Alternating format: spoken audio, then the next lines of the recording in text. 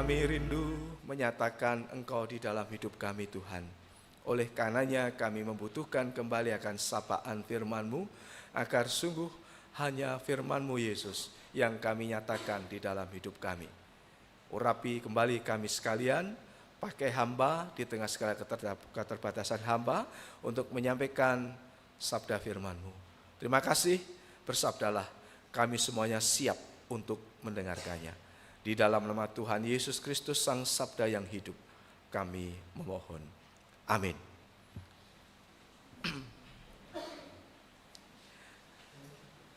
Saudara yang dikasihi dan mengasihi Tuhan, Injil Matius pasal 5 ayat 13 sampai dengan 16 menjadi bagian yang akan mendasari kita di dalam mendengarkan firman Tuhan. Saya yakin ini adalah ayat-ayat yang sudah tidak asing buat kita sekalian. Matius 5 ayat 13 sampai dengan 16, Lembaga Alkitab Indonesia memberikan judul perikop Garam Dunia dan Terang Dunia.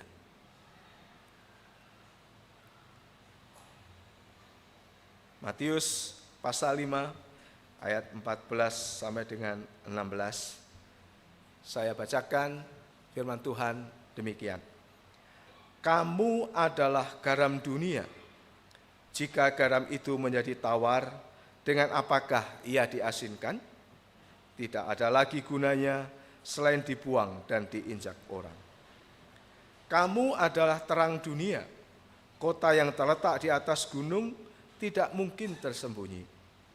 Lagi pula orang tidak menyalakan pelita lalu meletakkannya di bawah gantang, melainkan di atas kaki dian, sehingga menerangi semua orang di dalam rumah itu. Demikianlah hendaknya terangmu bercahaya di depan orang, supaya mereka melihat perbuatanmu yang baik dan memuliakan Bapamu yang di surga. Amin. Kembali kita meyakini berbahagia kita jikalau kita dengan setia membaca firman dan mengerjakannya dalam hidup kita hari lepas hari. Bapak, Ibu, dan Saudara yang dikasihi oleh Tuhan, saya kira sekali lagi ayat-ayat ini menjadi ayat-ayat yang sudah tidak asing, yang pernah kita baca, bahkan menjadi ayat-ayat favorit kita. Ayat-ayat yang kita hafalkan mungkin bahwa kita ini menjadi garam dan terang dunia. Nah, saya ingin berbagi di pagi hari ini dengan tema menggarami bumi dan menerangi dunia. Bapak, Ibu, dan Saudara, bicara tentang garam dan terang, saya kira sesungguhnya ini bicara tentang identitas diri kita. Ya, identitas diri kita. Bagaimana saudara dan saya dikenali oleh orang lain, itu tentu ketika kita memiliki identitas diri. Dan di antara sekian banyak identitas diri kita sebagai murid-murid Kristus, sebagai umat Tuhan, garam dan terang dunia itu menjadi salah satu identitas diri kita. Kita sadar kita hidup di tengah keberagaman yang ada. Bukan hanya secara suku ya, secara suku di gereja ini ada berapa suku ya yang ada di dalamnya? Ada Toba, ada Karo, Nias, ada lagi? Chinese, ada lagi yang lain? Dari Timor katanya ada? Nias ya. GKMI Winong hanya 2. Ada 3, ada 3. Ada Jawa, ada Chinese, ada 1 simpatisan masih memang dari Batak. Cuma saya belum korek lebih jauh. Ini Karo atau Toba gitu ya. Kan sekali lagi kalau di Jawa itu pokoknya kalau orang dari Medan lah begitu ya. Dari mana? Batak. Oh ya, ini orang Batak begitu aja. Cuma kami tidak dan belum tahu lebih jauh, seperti setelah kami ada di sini tahu ternyata kalau Batak itu lebih menunjuk kepada saudara yang dari Toba. Kalau Karo itu ya Karo begitu ya. Nah, itu. Kemarin saya sempat sampaikan ke beberapa teman bahwa di GKMI ada yang unik, salah satunya itu di GKMI Immanuel, Cipayung, Jakarta. Di sana itu saya pernah praktek di sana 4 bulan ketika masih mahasiswa, tahun 94 saya ada di sana. Itu sampai dengan sekarang saya kira keberagaman suku masih sangat banyak di sana. ada di sekitar 15 sampai 20 suku dalam satu gereja. Wow, kita bisa membayangkan ya, gereja dengan keberagaman suku yang seperti itu. Ya. Nah, kita juga tinggal di tengah-tengah masyarakat seperti tadi saya sampaikan, Winong setidaknya memberikan gambaran kami hidup dalam keberagaman yang ada. Karena di sisi kiri itu gereja, di sisi kanan tadi masjid. Ya. Saya merupakan utusan dari agama Kristen yang ada di Kabupaten Pati, ikut dalam forum kerukunan umat beragama. Jadi di FKUB di Kabupaten Pati, 5 agama ada di sana, Kristen, Katolik, Hindu, Buddha, Islam. Kristen, Hindu, Buddha, Katolik 1 orang wakilnya, sedangkan yang 12-13 lainnya itu Muslim.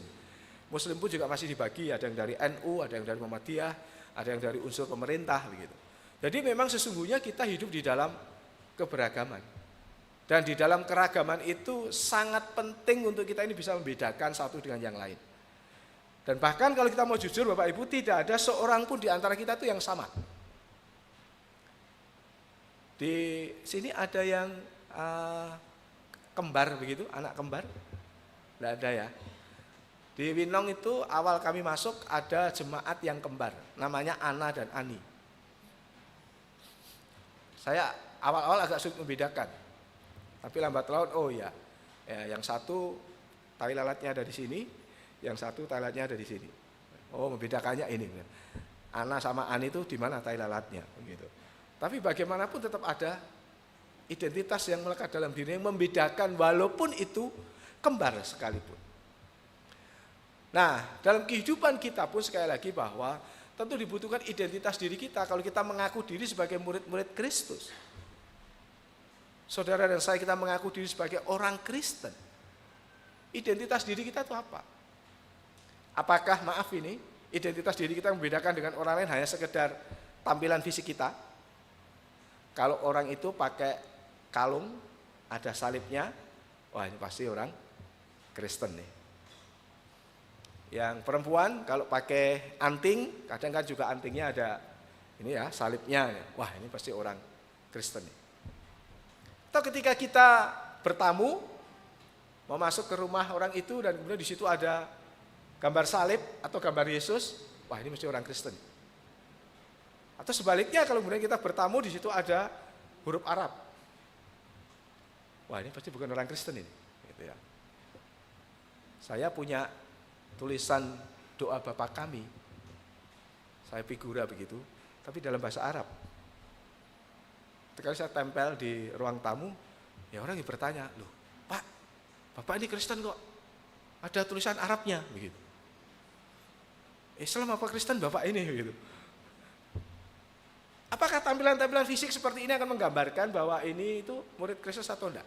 Apakah kalau jenggotan itu berarti bukan murid Kristus? Nah, yang mulus-mulus itulah itu yang murid Kristus begitu. Apakah orang yang pakai peci itu bukan murid Kristus? Saya juga mengatakan peci itu tidak punya agama. Peci itu tidak punya agama. Nah, apa yang membedakan sesungguhnya? Apa yang menjadi bagian dari identitas diri kita sebagai murid Kristus? Apa yang kita baca di dalam firman Tuhan tadi, Injil Matius pasal 5 ayat 13 sampai 16, saya kira akan menolong kita, menunjukkan dan mengingatkan kembali, menyegarkan ingatan saudara dan sahabat kita punya identitas diri. Kamu adalah garam dunia. Kamu adalah terang dunia. Dan ini sesungguhnya identitas diri kita. Kita yang merasa diri sebagai murid Yesus, kamu yang merasa diri sebagai murid Yesus, maka kamu adalah garam dunia. Kamu yang mengaku diri sebagai orang Kristen, maka kamu adalah garam dunia. Saudara dan saya adalah garam dan terang dunia. Baik itu sebagai individu, sebagai pribadi kita, didik, atau si A, si B, si C, maupun dalam komunitas, dalam kehidupan kita bersama sebagai sebuah gereja. Saudara dan saya, kita adalah murid-murid Kristus dengan identitas diri garam dan terang dunia. Sebagai pribadi, didik adalah garam dan terang dunia, sebagai komunitas GKMI Winong adalah garam dan terang dunia. Nah saudara, memang rasanya mudah kalau kita berbicara, menyampaikan dengan tutur kata kita, oh aku garam dunia, aku terang dunia. Tetapi kita tahu bahwa sesungguhnya ada konsekuensi yang melekat dalam identitas diri kita itu. Dalam setiap diri kita, bukan sekedar fisik, tapi sikap hidup kita. Kalau saudara dan saya mengaku sebagai garam dan terang dunia, saudara dan saya mengaku diri bahwa memiliki identitas diri sebagai murid-murid Kristus, maka itu bukan hanya tampilan fisiknya. Pergi ke pasar, pergi kemana begitu pakai kalung salib, ya, pakai hal-hal yang secara fisik terlihat rohani, terlihat Kristen begitu. Bukan hanya sekedar itu. Tapi bagaimana juga sikap hidup kita menunjukkan bahwa saudara dan saya, bahwa kita ini adalah murid Kristus. Kita adalah garam dan terang dunia. Nah, apa garam itu sesungguhnya? Kita bicara tentang garam, saya bicara tentang manfaatnya. Maka tadi di dalam firman Tuhan juga dituliskan, kamu adalah garam dunia, jika garam itu menjadi tawar dengan apakah ia diasinkan, tidak ada lagi gunanya selain dibuang dan diinjak orang. Bicara tentang garam, garam akan tetap dianggap sebagai garam kalau ia punya manfaat. Kalau ia sudah tidak bermanfaat, firman Tuhan katakan, untuk apa lagi? Tidak ada gunanya, tidak ada manfaatnya. Maka dikatakan ia akan dibuang dan diinjak orang. Maka kalau kita mengaku diri sebagai garam dunia, harus ada manfaatnya di dunia ini. Demikian pula kalau kita bicara bahwa kita ini adalah terang dunia, harus ada manfaatnya. Kalau garam, apa manfaatnya? Nah ini kemarin saya diajak makan yang haram-haram ini ya. Saya kemarin siang ya, diajak di mana bang itu kita bang? Rumah makan apa ya itu ya? BPK ya. Diajak makan BPK siang harinya, dan tidak hanya BPK, ada macam-macam yang lain ya, yang juga sangsak ya itu. Kemudian ada yang lain lagi yang dibungkus dengan usus ya, atau apa itu, lindu, itu enak ternyata. Wah sayang kalau haram memang ya begitu ya. Saya ketika pelayanan di Kapuas dulu, saya dalam setiap perjalanan, maaf saya memang tidak pakai peci, tapi saya pakai topi yang satu lagi malah, yang putih itu saya pakai. Dan di sana kan juga banyak makanan-makanan haram seperti ini ya. Setiap kali masuk rumah makan yang ada seperti ini, penjualnya pasti bilang, Pak haram ya di sini. Oh ya enggak apa-apa, saya pilih yang tidak haram begitu. Walaupun akhirnya ya pilihnya yang haram-haram begitu. Tapi seenak apapun kita masak, kalau tidak ada garamnya rasanya hambar ya dan kurang. Saya tidak tahu ketika masak babi panggang ini juga pakai garam enggak? Pakai ya. Ketika babi dimasak dengan model yang lain tadi sangsak ya, atau juga tadi satu lagi, pokoknya itu udah enak-enak itu begitu. Semua pasti ada bumbunya garam ya. Ada. Nah inilah salah satu fungsi garam. Garam itu memberi rasa supaya tidak hambar. Dia berfungsi. Selain itu, apa kira-kira fungsi garam yang lain? Ya, ibu-ibu nih yang jauh, mengawetkan. Kalau punya ikan, pati itu salah satu penghasilnya ikan. Maka pati disebut pati bumi mina tani. Ya, tani pertanian, mina itu ikan. Jadi salah satu simbolnya kota Pati itu juga ikan. Salah satu penghasil ikan Pati itu. Untuk mengawetkannya ketika dari lautan begitu, ya sekarang sudah banyak yang pakai es misalnya begitu ya. Tapi dulu tentu ketika orang ingin mengawetkan pasti pakainya garam. Jadi garam itu berfungsi ketika dia memberikan rasa, ketika dia bisa mengawetkan. Kita beli garam kalau ternyata tidak asin, ya ngapain kita beli garam? Kita buang aja. Garam sudah tidak bisa lagi untuk mengawetkan, ya ngapain kita beli? Buang aja. Firman Tuhan katakan itu. Garam akan tetap menjadi garam jikalau ia berfungsi, bermanfaat di dalam hidupnya. Sama juga dengan terang. Terang itu menjadi sesuatu yang berharga jika ia bermanfaat bagi kehidupan ini. Coba kalau kemudian tiba-tiba gelap di tengah kegelapan begitu. Nah tadi Bang siapa suka dengan api unggun ya? Wah dikira ketika ada Bible Camp itu yang ditunggu api unggunnya. Di tengah kegelapan begitu kan ya. Malam biasanya tidak mungkin api unggun, siang hari nggak mungkin kan begitu ya. Api unggun pasti malam hari, mungkin jam 10, jam 11 ketika malam sudah semakin gelap begitu. Wah, ketika api Kristus kita nyalakan. Wah, rasanya boleh dinyalakan, bok, begitu. Wah, memberikan kehangatan api itu. Ya, terang itu memberikan sesuatu yang bermanfaat bagi kita. Ya, sekarang di zaman sekarang ini listrik lah begitu ya. Tadi malam kami bercerita ketika ada beberapa saudara datang ke sini, daerah mana Bu yang baru ada sinyal? Pak Kaban bercerita, ternyata di daerah Lau Baleng itu baru aja ada sinyal ya. Bisa ada sinyal tentu karena ada listrik. Ya kemudian ya pasti ada tenaga yang dipakai untuk bisa menghasilkan sinyal itu. Terang itu tetap akan bermanfaat.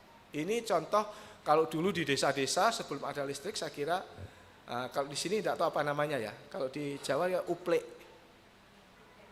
Teplok, ya teplok, uplek. Kalau ini paling biasanya kan pakai botol kecil, kemudian dikasih sumbu begitu ya, dalamnya dikasih minyak tanah dulu ya, itu sudah bisa. Dulu kalau belajar pakai begini mungkin yang, ya saya kira seusia kita bisa merasakan ketika belajar tiba-tiba hidungnya hitam begitu ya, karena ya kena orang Jawa bilang langesnya, hitamnya itu ya. Jadi setelah belajar biasanya kita harus ambil lapis, wah hitam semuanya begitu. Coba kalau tidak ada teploknya, kita tidak akan bisa belajar, tidak akan bisa baca. Ya. Bapak Ibu dan Saudara, terang dan garam itu akan sungguh-sungguh bisa menjadi terang dan garam kalau ia punya manfaat. Firman Tuhan pun jadi juga mengatakan terkait dengan terang dunia kan begitu. Lagi pula tidak mungkin orang menyalakan pelita lalu meletakkan di bawah gantang, tetapi akan ditaruh di atas kaki dian sehingga menerangi semua orang yang ada di dalam rumah itu. Kalau kita punya lilin apalagi kemudian kita tutup, bahkan lilin itu akan mati. Tetapi ketika kita taruh di atas, maka bisa menerangi semuanya. Jadi garam menjadi terang. Lebih berbicara tentang bagaimana kebermanfaatan saudara dan saya kalau kita mengaku diri sebagai murid Yesus. Nah saudara yang dikasihi Tuhan, menjadi garam dan menjadi terang dunia, menjadi orang yang bermanfaat bagi dunia. Di mana kita berada? Bapak Ibu Saudara yang ada di Medan, bagaimana menjadi garam dan terang bagi kota Medan ini? Bagi dunia di mana Tuhan tempatkan kita. Saya yang ada di Winong yang ada di Kabupaten Pati, bagaimana menjadi garam dan terang di sana, bermanfaat bagi dunia di mana kami tinggal. Saudara, kini bagaimana saudara dan saya? Apakah kita yang mengaku diri sebagai murid-murid Kristus di saat ini kita juga sudah menjadi garam dan terang dunia? Apakah hidup kita bermanfaat bagi mereka yang ada di sekitar kita? Atau kita masih cenderung berpikir diri kita? Egoismenya masih tinggi. Apa yang kita dapatkan dari orang lain? Kan ada kecenderungan dalam hidup ini manusia berpikirnya bagaimana mendapatkan, tidak bagaimana membagikannya. Sesungguhnya kita perlu berhati-hati saudara. Kalau kita menjadi orang yang hanya memikirkan bagaimana kita mendapat dan tidak kemudian bagaimana kita membagikannya. Ada di antara Bapak Ibu yang sudah berkesempatan Holy Tour ke Israel? Belum. Saya di tahun 2013 atau 2014 bersyukur dapat bonus dari sinode waktu itu memang. Ya, sinode itu salah satu pengurusnya itu seorang akuntan Dan kebetulan beliau mendampingi salah orang bisnismen besar begitu, yang seringkali mengirim para pendeta di sinodenya ke Israel. Nah, kebetulan waktu itu katanya ada 6 tiket sisa dari bos ini yang diberikan kepada salah satu pengurus sinode. Bingung, pengurus sinode 6 ini mau dibagikan ke hamba Tuhan siapa, begitu banyak. Maka dibagikannya ke pengurus-pengurus PGMB. Waktu itu PGMB baru ada 4, baru PGMB 1, 2, 3, 4. PGMB 5 Surabaya, Jawa Timur belum ada, PGMB 6 Lampung dan sekitarnya belum ada, PGMB 7 belum. Nah, jadi kami berenam berangkat. Saya kebetulan waktu itu pengurus PGMB 3 dan satu-satunya pendeta yang jadi pengurus. Karena yang lain bukan pendeta, sehingga yang diberi kesempatan untuk ke sana. Salah satu hal yang seringkali kunjungi itu adalah Laut Mati. Apa yang dilakukan orang di sana ke Laut Mati? Renang. Tapi siapapun orang itu, walaupun tidak bisa renang, jangan takut. Saya itu tidak bisa renang, tapi ya masuk ke laut itu. Kenapa? Karena kalau kita ke Laut Mati, masuk ke lautnya begitu, ya memang tetap ada batas ya. Ketika kita masuk ke laut itu, kita tidak akan pernah tenggelam. Karena kadar garamnya amat sangat tinggi. Sehingga tidak ada kehidupan di laut itu karena kadar garamnya sangat tinggi. Maka disebut Laut Mati. Kita ini orang sih bilang kampul-kampul terapung. Kita asalkan diem gini aja itu terapung, tidak akan pernah tenggelam. Dan disebut sebagai laut mati, karena tidak ada kehidupan di situ. Binatang-binatang tidak ada hidup di situ.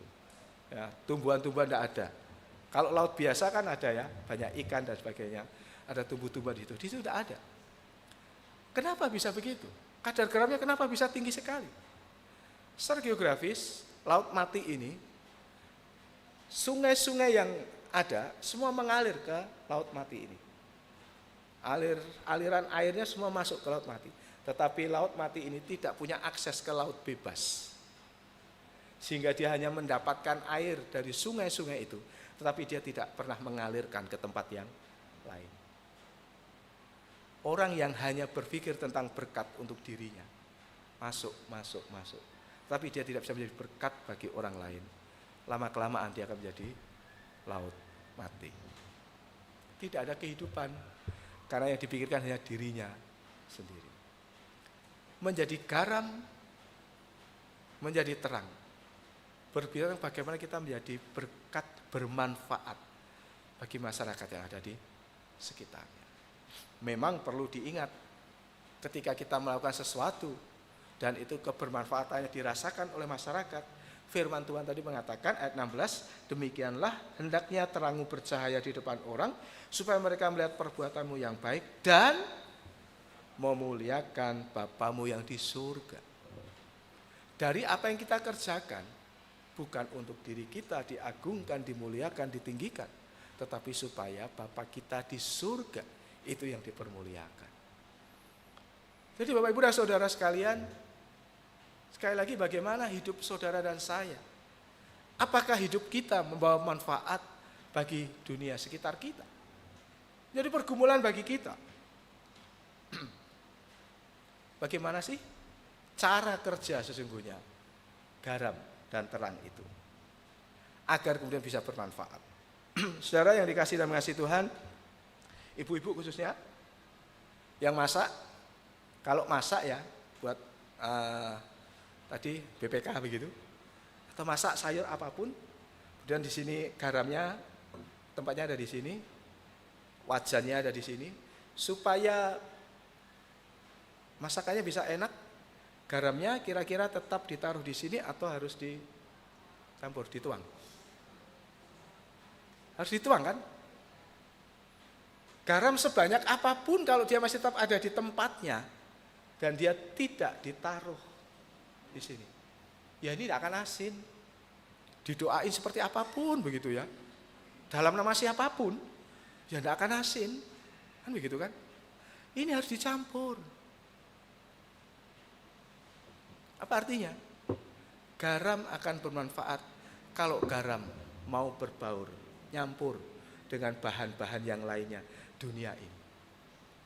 Garam ini kalau bisa bilang kan ya enggak mau aku dicampur sama daging babi. Baunya enggak enak, misalnya begitu ya. Enggak mau aku dicampur sama rempah-rempah yang lain, baunya menyengat. Aku kan enggak berbau. Kalau dia egois begitu enggak mau berbaur dengan yang lain, bermanfaat enggak? Enggak bermanfaat. Garam akan bermanfaat jikalau ia mau berbaur dengan bahan-bahan yang lain. Selama dia tidak mau berbaur dengan yang lain, maka sesungguhnya dia tidak akan bermanfaat. Terang akan bisa bermanfaat kalau ada di dalam kegelapan. Terang kalau kemudian ada di tengah-tengah terang yang lain, kalaupun dianggap bermanfaat, tidak akan semaksimal kalau dia ada di dalam kegelapan. Saudara dan saya sebagai garam, kalau mau bermanfaat, harus mau hidup bersama dengan mereka yang berbeda dengan kita. Yang beragam itu, baunya bermacam-macam, kita harus mau. Kalau saudara dan saya mau menjadi terang, harus juga hidup bersama dengan mereka yang dianggap gelap.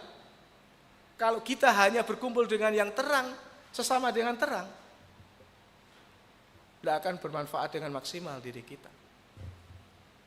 Saudara kalau hanya berkumpulnya dengan garam di satu tempat yang isinya garam saja, ya tidak ada fungsinya garam itu. Artinya sekali lagi bahwa bagaimana saudara dan saya menjadi orang-orang yang mau hidup bersama dengan mereka yang berbeda dengan kita. Berbeda suku, berbeda agama, berbeda keyakinan. Bagaimana kita mau bersama-sama dengan mereka? Bahkan kemudian kita akan menggarami mereka. Yang tadinya tawar, mereka akan bisa memiliki rasa asing. Mereka yang ada di dalam kegelapan akan mengenal Kristus dan hidup di dalam terang itu. Ada kalanya kita cenderung hidup bersama dengan mereka yang sama dengan kita. Maaf ini, dalam hal kesukuan aja. Teman-teman yang Karo, bisa jadi di dalam hati kita lebih senang kalau kumpul dengan yang Karo. Ya, yang Batak ya kalau bisa kumpul dengan yang Batak. Yang Chinese kalau bisa kumpul dengan Chinese. Yang Jawa ya kumpul dengan Jawa. Rasanya lebih enak, nyaman begitu ya. Ada kecenderungan perbedaan itu memisahkan kita, menyekat kita, dan kita tidak mau bergaul bersama dengan yang lain. Mereka yang berpendidikan tinggi kadang-kala kalau itulah kumpul dengan ya punya gelar S juga, tapi hanya S1. Ya. S-nya kan bisa banyak. SD, SMP, SMA, ya toh. Kemudian nanti S1, S2, S3 gitu ya. Yang sudah bergelar doktor misalnya begitu, diminta untuk bersama dengan yang S1, SD, SMP, waduh enggak level Pak. Orang yang secara finansial, kekayaan, jadi orang yang kaya, diminta bergaul, berkumpul dengan mereka yang ada di dalam keterbatasan, miskin dengan demikian, wah sorry deh enggak level nih dengan saya. Bagaimana mungkin akan bisa menjadi garam? Bagaimana mungkin bisa menjadi terang kalau hanya berkumpul dengan yang sesama dirinya saja? Satu gereja pun kadang juga begitu kok. Di Indonesia ini kalau kita bicara tentang denominasi, lebih dari 300 denominasi gereja. Saya tidak tahu kalau di Medan, di Pati, Kabupaten Pati, itu ada 21 denominasi gereja. GKMI, ya GKI, ada GITJ, ada Isa Al-Masih, ada Bethel Tabernakel, GPDI juga ada GPDI, GPSDI, macam-macam. Kadang kan ada kecenderungan, ya orang GKMI maunya kumpul dengan orang GKMI aja deh, tidak mau kumpul dengan yang lain. Orang dari gereja GKI, ya pengennya kumpulnya dengan orang GKI aja, tidak mau dengan yang lain. Apalagi kemudian kita bicara tentang dengan agama lain. Kadang-kala kita tidak mau berkumpul dengan mereka yang beragama lain. Nah, bagaimana mungkin terang kita bisa menerangi mereka yang hidup dalam kegelapan? kalau kita tidak mau kumpul dengan mereka. Disinilah tugas tanggung jawab kita yang melekat dalam diri kita dalam identitas diri kita sebagai garam dan terang dunia. Kita harus mau berbaur dengan mereka. Jujur saja Bapak Ibu, ketika tahun 2003 saya masuk mengembalakan di GKMI Winong, ada pergumulan yang cukup hebat bagi saya sebagai seorang gembala. Tuhan mengizinkan saya melayani di sebuah gereja yang berhadapan dengan masjid. Walaupun memang masjid juga belum sebesar itu, gereja juga belum direnovasi seperti itu. Tapi kami berhadapan. Apa yang harus kami kerjakan Tuhan?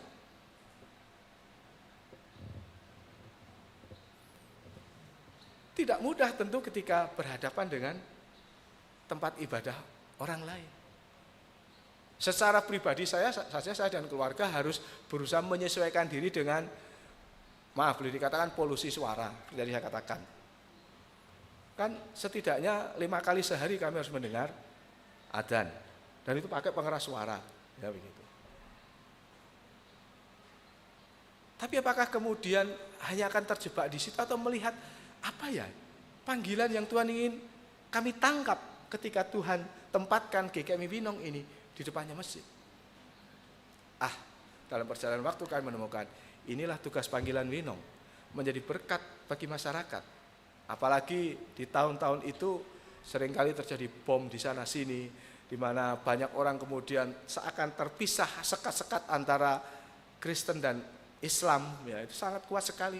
Bagaimana kami bisa menjadi berkat yang sesungguhnya di tengah perbedaan ini pun sebagai anak bangsa kita bisa rukun. Itu yang coba kami kerjakan. Bahwa sesungguhnya di tengah perbedaan bisa hidup rukun.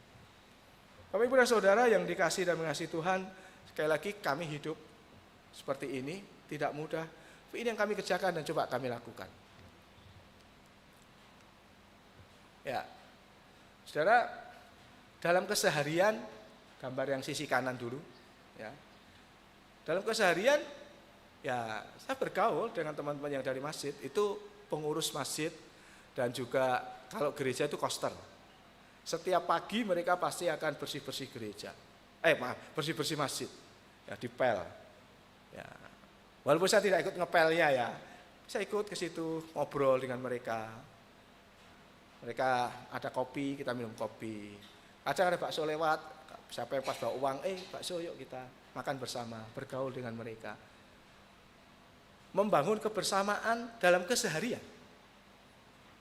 Kalau yang di sisi kiri, menarik ini, yang pakai peci itu namanya Ustadz Rahma, Mas Ustadz Rahma, masih muda, mungkin umur 35-an tahun. Ya. Ustadz dia punya beberapa santri, yang dibawa yang beberapa anak itu santrinya. Biasanya cukup banyak dia bawa. Kenapa saya bawa ke gereja? Karena pastori jadi satu dengan gereja dan sempit. Kalau mau menerima tamu agak banyak tidak cukup, maka gelar tikar aja di gereja. Saudara, ketika kita mau berbaur dengan mereka dan mereka pun mau bersama dengan kita, ada banyak ruang dan kesempatan untuk kita bisa menyaksikan tentang kekristenan itu, tentang iman kita kepada mereka. Mereka masuk gereja, mereka yang tanya, loh Pak itu kok ada salib, apa sih Pak salib itu Pak? Kalau setiap gereja kok mesti ada salib ya? Maka saya akan bicara tentang salib, tentang pengorbanan Kristus. Dan tidak ada di antara mereka yang merasa, wah ini Kak, saya dikristenkan. Enggak. Ketika mereka bicara dan tanya tentang di sisi kanan kiri gereja itu, ada alfa, ada omega. Pak, A sama omega itu apa Pak artinya? Saya bicara tentang Yesus. Ketika ada tulisan, sebenarnya di sini ya, maaf ini, ini itu tulisan pakai alfabetnya Jawa, Hono Coroko, itu kitab Kejadian. Tapi kalau di Alkitab Jawa itu Purwaning Dumadi.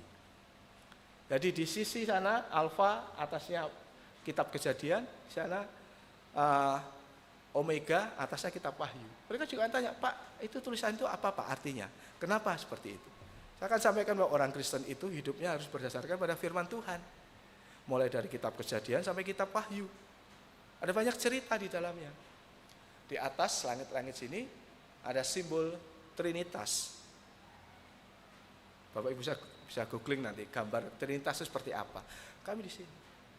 Di gereja ketika mereka masuk ke gereja tanya, Pak itu apa sih? Saya bisa bicara tentang Allah Bapa, Allah Putra dan Roh Kudus. Ketika kita berbaur dengan mereka, kita dekat dengan mereka, kita bercanda, berbicara, bisa dalam. Mas Ustadz ini beberapa kali datang dalam ibadah minggu. Ada yang dia tanya ke saya, Pak, besok minggu siapa yang khotbah? Saya. Wah, saya sudah lama kangen mendengar khotbahnya Pak Didi. Boleh datang Pak? Silakan. Datang. Kalau ada momen-momen khusus, saya beritahu dia. Dia bilang, Mas, nanti minggu ke ini kami ada perjamuan kudus. Boleh, ikut Pak. Silakan datang. Tapi jangan ambil loh ya. Karena tidak boleh kalau ini, saya bilang begitu. Datang boleh, lihat seperti apa. Oh ya. Tapi pada saudara, saya selalu gembala mencoba memang. Dan kami hidup bersama, karena Tuhan tempatkan kami dalam konteks seperti itu. Memang kami berusaha menjadi garam dan terang. Seberapa kami bisa dengan berbaur dengan masyarakat. Sedekat mungkin. Kenapa juga, kayak lagi ini gambarnya ini. Ini kan simbol Jawa, cuma dekat.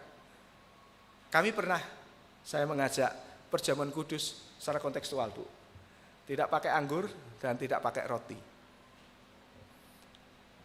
Tapi kami pakai, di sana tuh ada yang namanya minuman dari rempah-rempah. Ya, secang namanya, warnanya merah. Dan itu minuman khas orang Jawa, rempah-rempah itu kuat. Dan satu kami buat getuk, tahu ya? Getuk itu terbuat dari ketela. Ketela itu apa? Ubi dari ubi. Karena memang itu makanan khas dan pokok sebenarnya. Orang-orang desa dulu kan itu. Kami sampaikan, kita bisa berdekat, tetapi maknai ini bukan sekedar sebagai sebuah minuman. Ini adalah darah Kristus yang sudah menyucikan kita. Ini bukan sekedar getuk atau ubi, tapi ini adalah tubuh Kristus. Jadi pengertian-pengertian itu, tetapi mencoba mendekatkan diri dengan apa yang ada. Dan itu juga menarik. Mas Ustadz juga, Pak saya mau datang Pak, silakan. Tapi selalu bilang, kalau yang berkaitan dengan sakramen, silakan lihat saja. Nah, kemarin kami ada ulang tahun pendewasaan gereja, kami mengundang ya artis lah gitu, penyanyi lagu-lagu Jawa. Bapak Ibu mungkin bisa browsing nanti lagu-lagu Pak Yusak Sujarwo. Itu lagu-lagu Kristen Jawa campur sari, kan sangat enak untuk goyang gitu. Pak Ustadz kami undang. Wow, begitu nyanyi beliau langsung maju. Wah, nari-nari malah begitu ya. Dan bisa lagunya, Gandul Gusti itu ya. Gandul itu apa? Pegangan sama Tuhan Yesus. Lagu Gandul Gusti itu hafal Pak Ustadz ini. Sampai ini Pak Yusak Susaro artinya bilang, Pak Ustadz ini kok hafal ya lagu itu? Ya. Wah, dia menikmati sekali lagu-lagu rohani kita yang bahasa Jawa. Bapak Ibu dan Saudara, dia minta Alkitab ke saya. Pak, aku minta Alkitabnya dong Pak. Oh iya, tak kasih Alkitab. Ya, masalah nanti percaya atau tidak itu sudah dia yang di atas.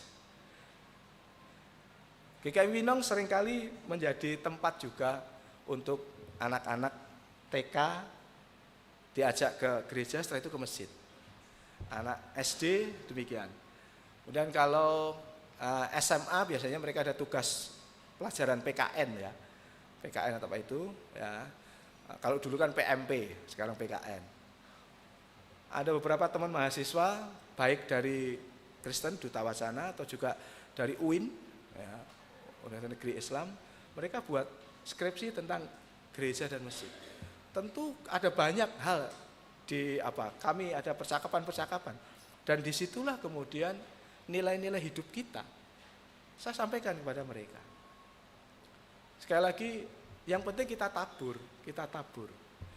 Kita menaburkan garam.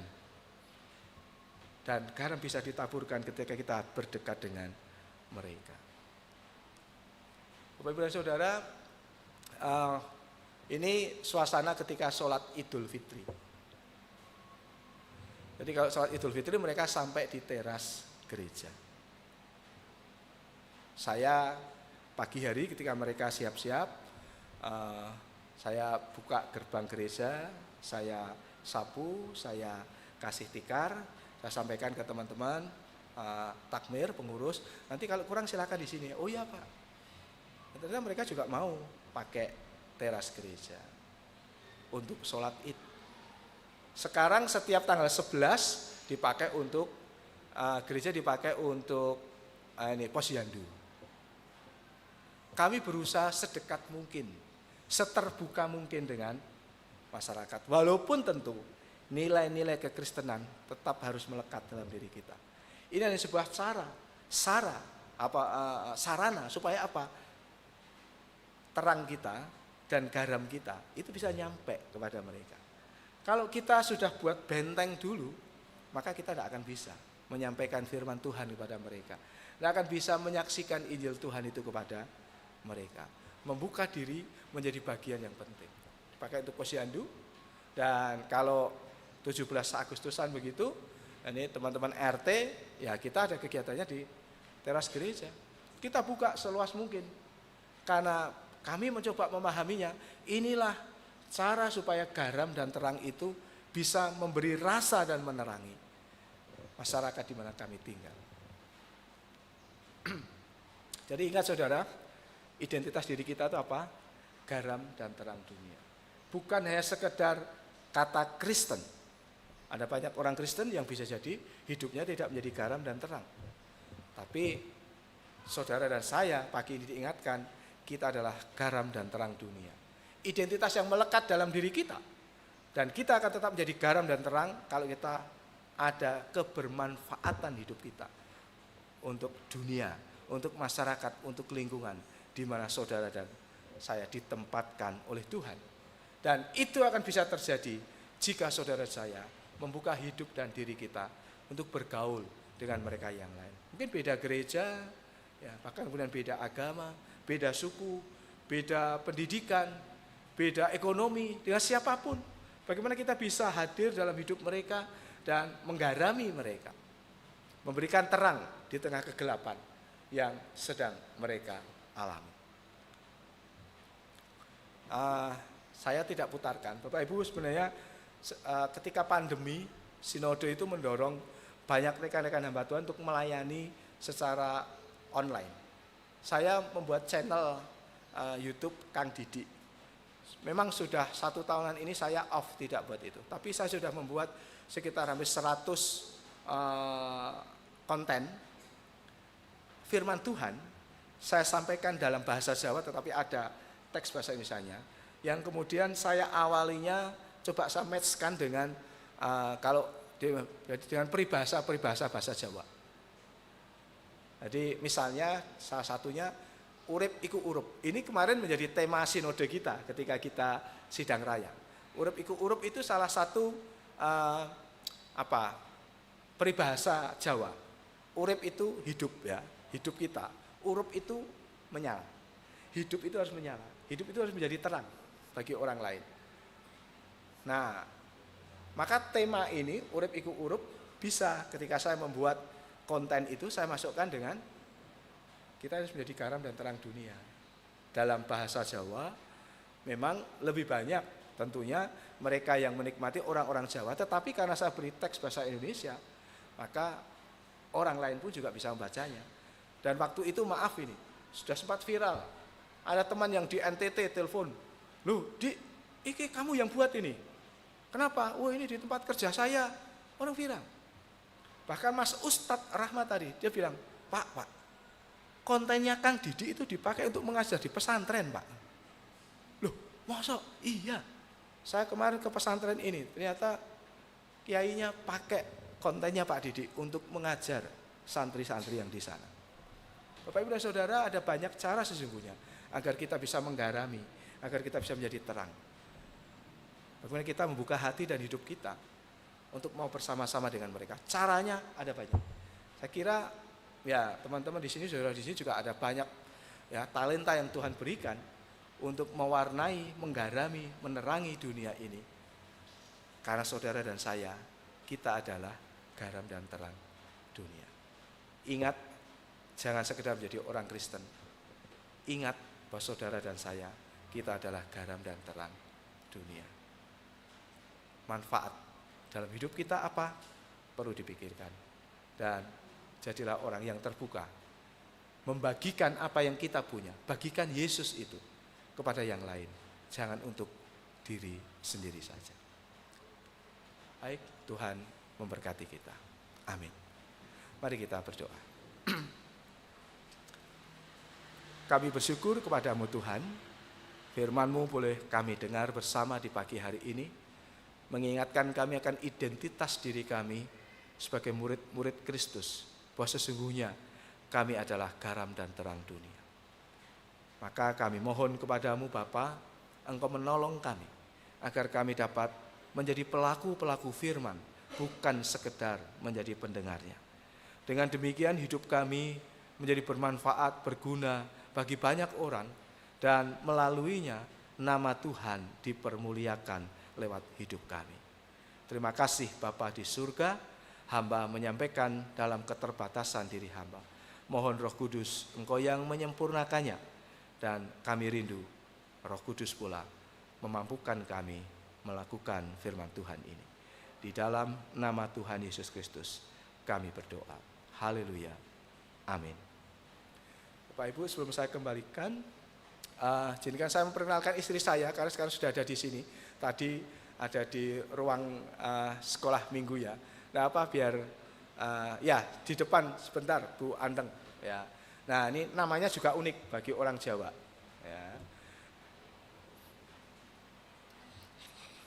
Ya, ini istri saya bidan yang tadi hidup bersama dengan kami sebagai orang hutan ya, bersama-sama karena memang tinggal di tengah hutan kami. Beliau sekarang menjadi pegawai negeri bidan di Puskesmas Pati 1 ya. Dan bersyukur kami sudah dikaruniai 2 orang anak, 1 orang cucu. Jadi sudah pantas ya punya jenggot, ini kan sudah bercucu ya. Dan namanya bagi orang Jawa agak unik, namanya Anteng Wijayanti. Anteng itu kalau bahasa Indonesianya itu tenang gitu ya. Tetapi orangnya tidak tenang. Kalau sudah berbicara, wah dia ya lebih dari saya kalau ngomong ya begitu, dari seorang pendeta gitu ya. Kami bersyukur bahwa Tuhan percayakan kami melayani bersama-sama, dan Bu Anteng juga banyak membantu di dalam pelayanan bersama dengan masyarakat juga. Kami saling melengkapi satu dengan yang lain. Jadi terima kasih sekali kehangatan yang kami boleh rasakan 2-3 hari di tempat ini, dan besok kami akan ke Parapat ya, Parapat, dan Selasa pagi kami akan kembali lagi ke Winong. Kami berharap bahwa persaudaraan yang sudah terjalin tetap kita jalin dengan baik, kita setidaknya saling mendukung di dalam doa. Ke depan berharap gantian mungkin ada yang dari Medan ini bisa mengunjungi kami di Pati sana, atau juga nanti berkesempatan kami bisa ke sini lagi begitu ya. Ada banyak waktu dan kesempatan kita terus merajut persahabatan dan persaudaraan di antara kita. Ya, terima kasih. Tuhan memberkati kita semua.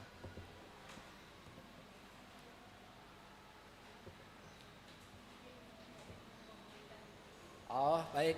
Saya mengundang Bapak Ibu untuk bangkit berdiri setelah kita bersama mendengarkan firman Tuhan. Maka mari kita bersama-sama akan mengikrarkan komitmen kita sebagai murid-murid Kristus, dengan kita bersama-sama mengikrarkan komitmen kemuritan. Kami bersaksi bahwa tidak ada seorang pun yang sungguh-sungguh mengenal Kristus kecuali ia yang mengikutinya setiap hari dalam kehidupan.